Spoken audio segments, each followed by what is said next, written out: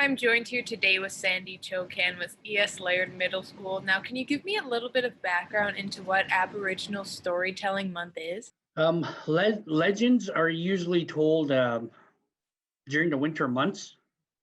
The reason being was it was um, when our people moved into the tree line for the winter. The winter time was basically a time where you were able to um, spend time with your families around the fire, right? So not like spring, summer, or fall where everybody had jobs and everybody had tasks they needed to do, right? Because in the springtime is a growing month, right, where everything grows, and um, usually by then they were out and about on the land.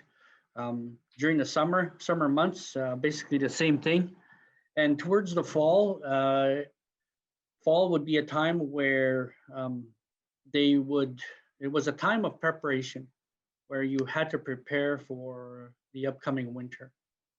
So winter times was the only time that families were able to come together, and it was at these times when they came together that the elders, the teachers, the knowledge keepers would share the information and share the stories, um, whether it's teaching or just basically a time to entertain the little ones, right?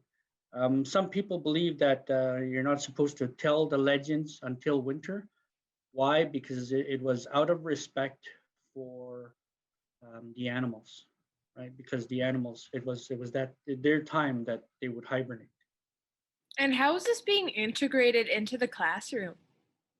Um, it it falls in with uh, the other teachings that are being brought into the system in terms of the medicine wheel teachings and the TP teachings, where students are not necessarily, you know, the focus is not necessarily on academics, but also the being themselves, right? Uh, their being, I should say, where um, we also need to grow as human beings to be a good person, right? So the virtues teachings. So And is that one of the reasons why you think it's so important to teach this to the students? yes, I believe so because as we grow, when we talk about the circle of courage, the first one is the spirit of belonging, right? Our children need to have that sense of belonging wherever they are, whether it's at home, whether it's in the community or at the school.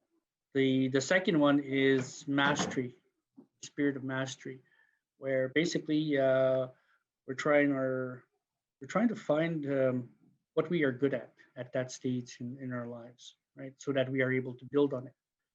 And then the third one is the spirit of independence, where you finally mastered what you are good at, and then build on that and be able to go out into the world and be off on your own. And the last one being generosity, where um, a lot of the time we find our grandparents are so generous as to share many things with us, whether it's items or knowledge or teachings. So and they through it and they teach all these things through a lot of the time stories or legends. Well, thank you so much for joining me today, Sandy. Beyond the Classroom is brought to you by Lakeland College, home to the most hands-on education in Canada. Apply today and graduate job ready.